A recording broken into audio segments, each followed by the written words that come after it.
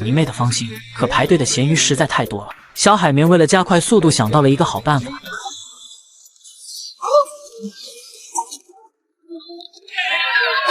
就这样，每个人都有了自己的泡泡船，导致泡芙老师的驾校都没人来上，只能选择辞职。而且路上也只有他一个人开着正常的船，每个人都像看着怪胎一样指责他。泡芙老师也慌了，撞坏了一辆又一辆的泡泡船。很快，交警就驾驶泡泡摩托拦住了他。知道我为什么拦下你吗？你查电脑看到我的前科记录吗？什么？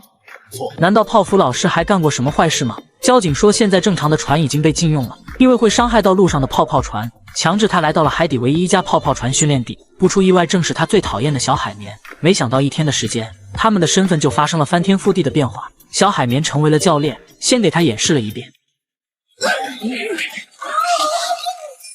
好的，开始。接下来他们又进行第二项测试。